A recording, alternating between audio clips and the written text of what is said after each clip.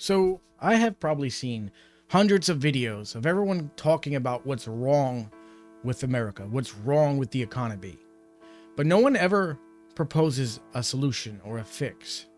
I don't understand why. Maybe they can't put it together. Maybe they don't have the idea, because most of the time it's probably blocked by the rich leaving. Okay, let them.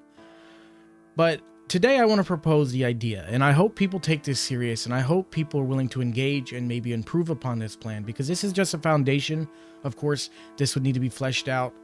It would need to be worked on, but this is the foundation of what can make America great again, or just America great in general. This would revitalize this country, revitalize the American dream, and save this country. And I want to talk about it today because I've been looking into the past calamities or financial problems that we've had in this country and things that they have done to improve such instances. And I've learned a lot. And based on what I've learned, I've come up with this plan that allows the billionaires to still keep their money, or at least a lot of it, allows the worker to not only feel more valued, but be more productive. And it just allows for an overall growth of every class in America, including the poor. Everyone will be like, oh, well, you can't tax the rich, they'll leave. Okay, then let them. And we'll tariff them if they try to sell to one of the biggest consumer markets on the planet, the United States. But let's go over the plan step by step. And if anyone has any suggestions or fixes to this in the comments below, let me know. Or let me know in the comments below. And if you do think that this is a plausible idea, please share this video. Send it to whoever you need to. Send it to your politician. Send it to whoever you need to if you think that this should be implemented and can be implemented.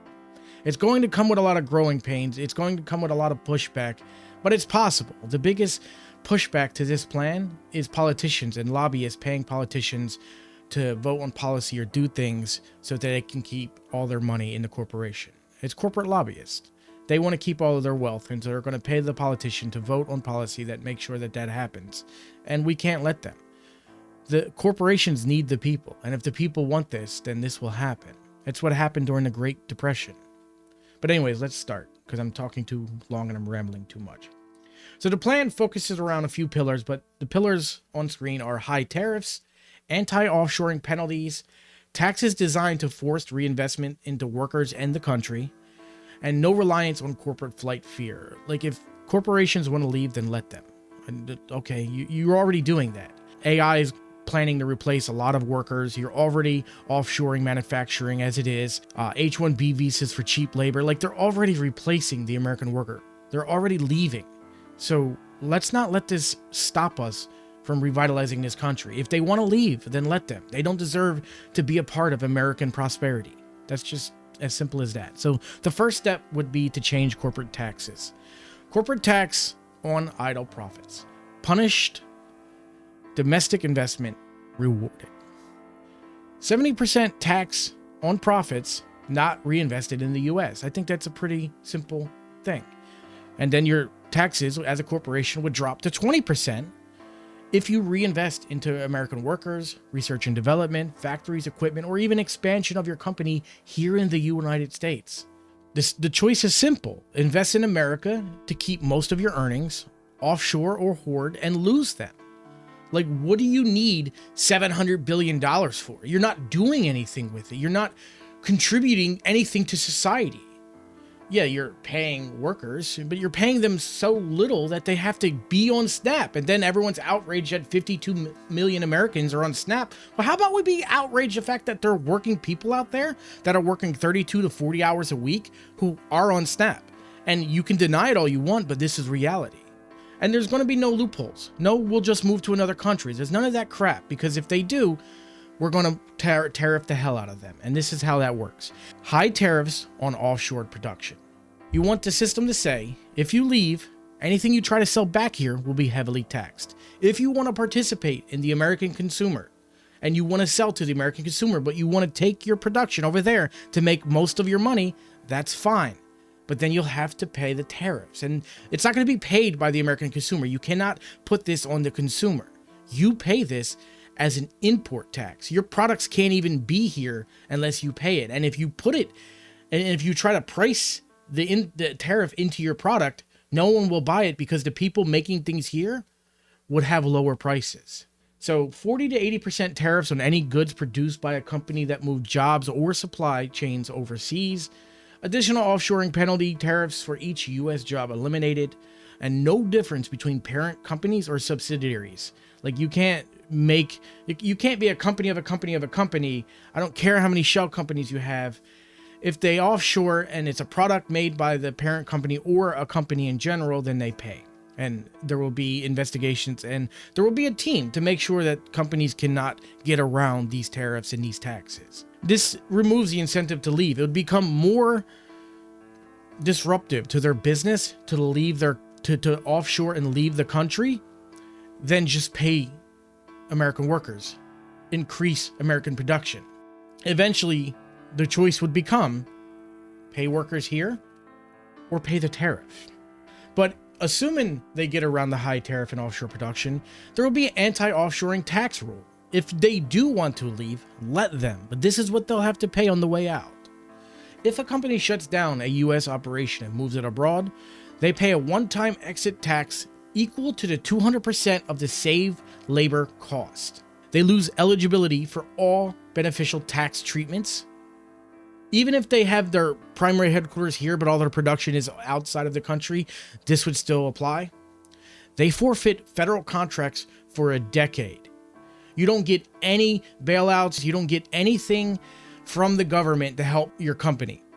If you offshore your production or you take your means of production and your workforce outside of the U.S. economy, then you do not get help from the U.S. economy. That would be stupid. And the fact that we do that now is ridiculous. Why do we give so much money to Tesla when Elon Musk has billions of dollars and he's set to receive a 1 trillion pay package if the stock hits a certain price? Why the hell are we paying? Why are the taxpayer subsidizing Tesla? I don't understand this. If they still want to sell in the U.S., they will fall into the highest tariff class or the highest tax class, meaning that yes, you can bring your products into one of the biggest economies in the world, but you have to pay because you took your production outside of this country. I want to change interest rates on loans. So I want to target low interest credit on things that produce. So for instance, if you want low interest on a loan, it should be going towards manufacturing expansion, home building, trades, school tuition, small business loans, and infrastructure products. Of course, you'll have normal interest rates for speculation, stock buyback financing, crypto, and derivative trading. This literally creates liquidity because it tells people that if you invest here, if you spend that loan here into America, you will pay less in interest. It incentivizes building projects here, giving people loans for things that will help America. I think minimum wage needs to be increased because it would increase the quality of work and the quality of living standards. $18 I think is a reasonable price. Most people or most jobs nowadays, because of how bad things are and inflation, are pretty much starting people at $18 anyway. I don't know about your state, but I know in California minimum wage is like $20 right now, I think. In my state, minimum wage is still like 7 something, but most jobs start out hiring between $16 and $18 simply because no one will accept anything less. So basically, large corporations like Walmart and Target, the people who pay employees that are mostly on food stamps, they can afford this.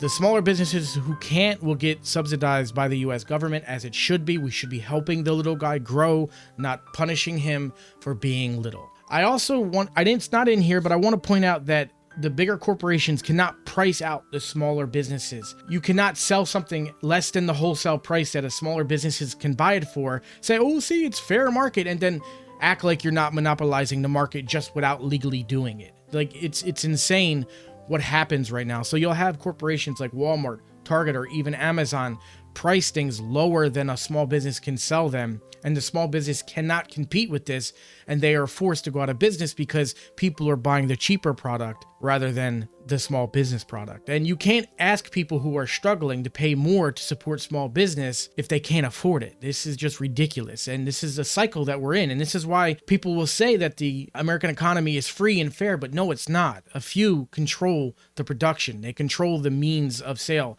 They control everything. They just don't directly do it, so it's not a monopoly, but it is. And everyone who knows anything about economics knows that it is. Give corporations more tax benefits for investing in their employees even more. This would include things like health insurance, pension, not retirement plans, not a 401k. I don't want you to match my 401k. I think we need to bring pensions back.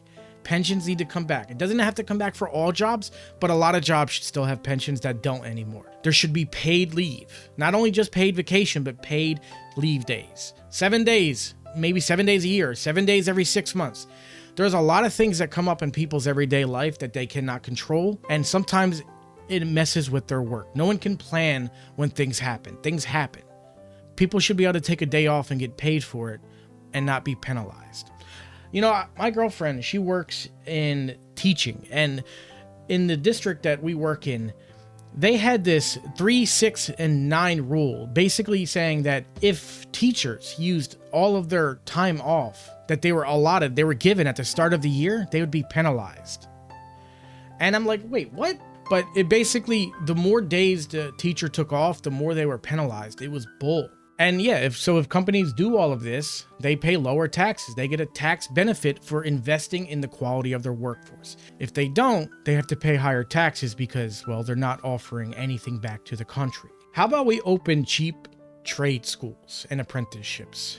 Meaning, like, there's no gatekeeping. There's no, if you didn't finish high school, you can't go to these schools and whatnot. Because there's a lot of people who didn't finish high school that I know today that simply didn't go because it was a waste of time or something else came up, meaning they had to leave school to work or somebody died in their family and they just never went back. But even so, like, high school doesn't teach anyone anything they need to know anymore. High school doesn't really teach anything past 10th or 11th grade that's worth knowing. I just feel like there should be no gatekeeping, not even if you don't have any high school diploma. Like, if you have a criminal background, but like it's not a violent crime, like petty theft when you were like 16 shouldn't deter you from doing something in the future. Or let's say you were 20 when it happened, and you're now charged as an adult and it'll never go away. At least if you're 16, you have a chance to have it expunged if you do that because you were a minor. So we should open cheap trade and apprenticeship schools to build a better class of worker. Basically, if you can pay to go to these schools, you're allowed to attend. If you fail, that's on you. You're out of your money. You don't get no rebate. You don't get a refund. If you pay to go to the school and you don't complete it, you're done. You're out. School makes money. You get nothing. It will directly feed into manufacturing, construction, logistics, energy, healthcare, technology, and public infrastructure. Housing.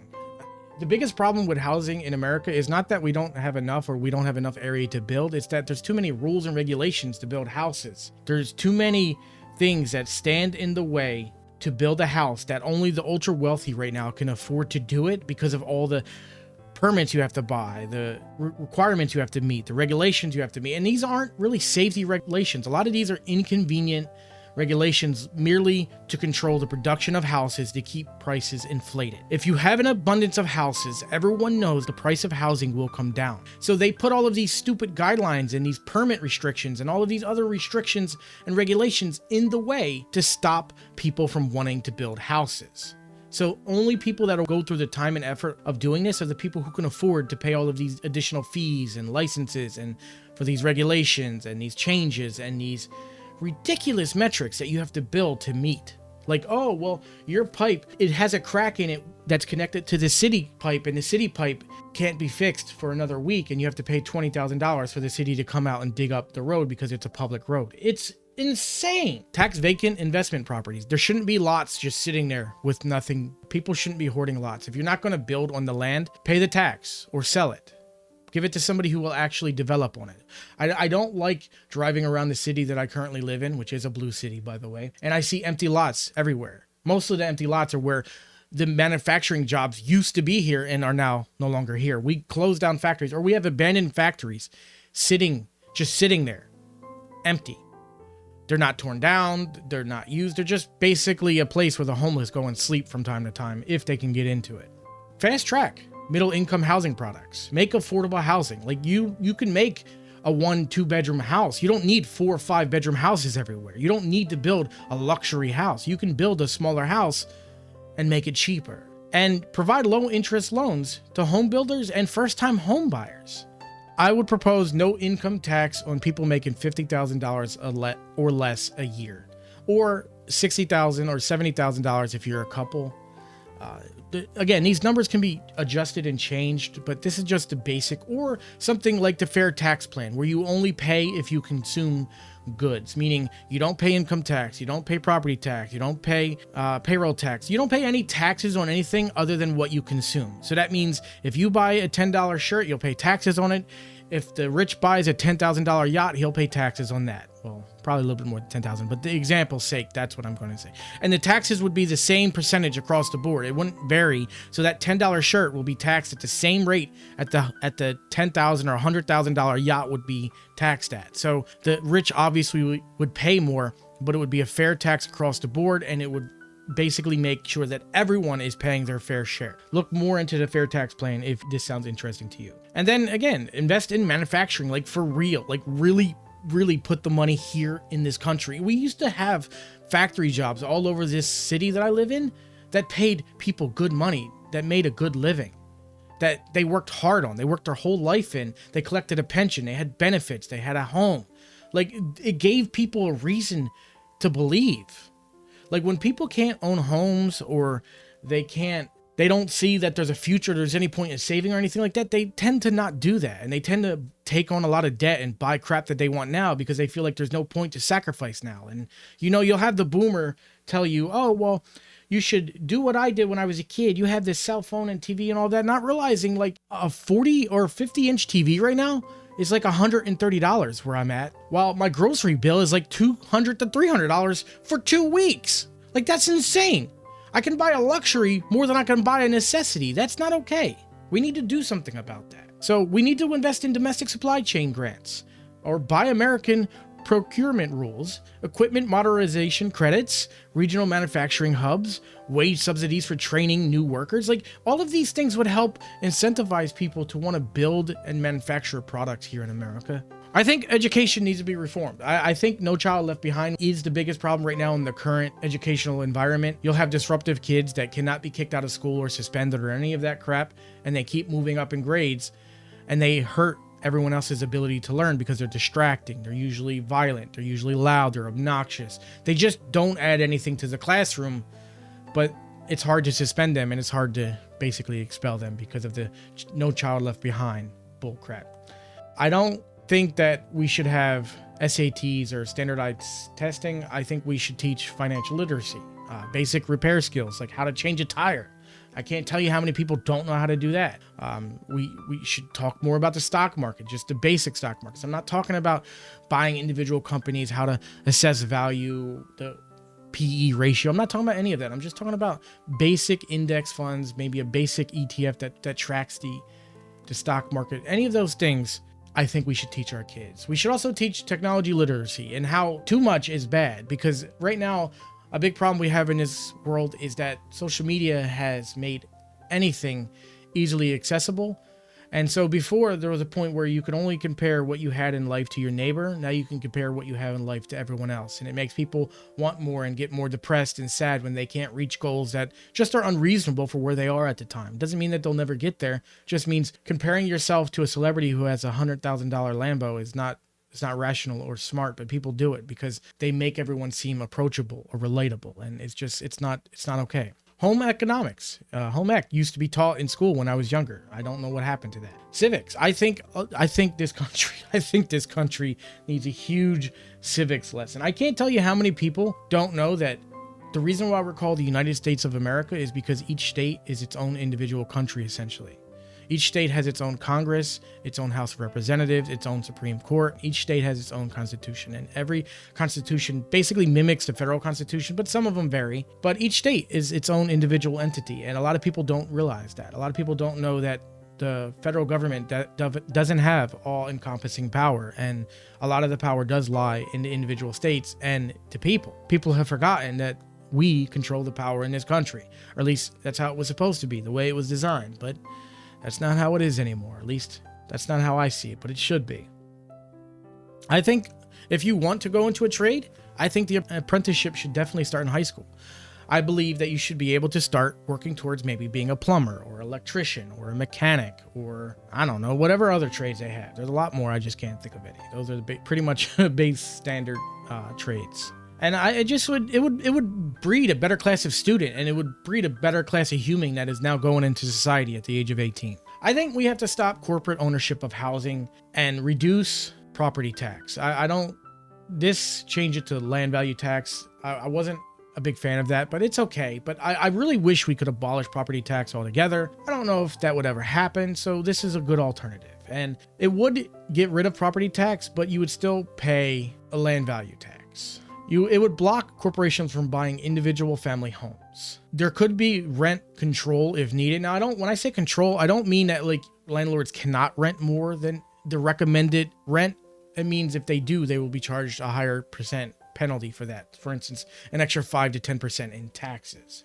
It would make the housing for the people again, and not for hedge funds or corporations that can buy up a whole city block and rent it out and charge the same rent because it's owned by the same people. So again, here's the workable version, or at least according to ChatGPT. Again, all of this is subject to change. This is what I just had ChatGPT make up after I gave it my basic ideas. So it would ban corporate ownership of single-family homes, hedge fund bulk home purchases. It would ban that, and it would ban foreign entity home buying for investment. No China investment. I don't want China or any other country owning any land in America. This is American land for American workers. Now, I know I'll hear a lot of people push back that this is, communism or socialism. No, this is a different form of capitalism. I'm a big fan of capitalism. I'm a big fan of allowing people to go from rags to riches, from nothing to something, because that's what I have done myself. But it's not plausible anymore. You can't no longer work 40 to 60 hours a week, squirrel a little bit money away, buy your house, and upgrade your class, and you can't do that anymore. It's just not possible. So we need a change, and everyone's going to push back on this. A lot of people are going to push back on this, but why?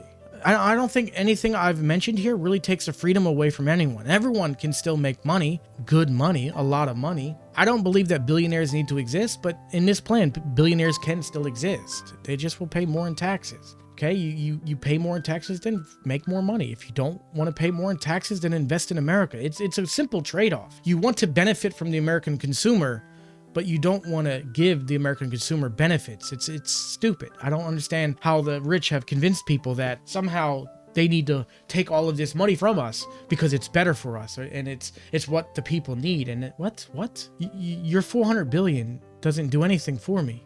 Anyways, I don't know if this video will ever be taken serious. I doubt this video will ever take off, but this is my idea on how to fix this country and how to make things better for the American people.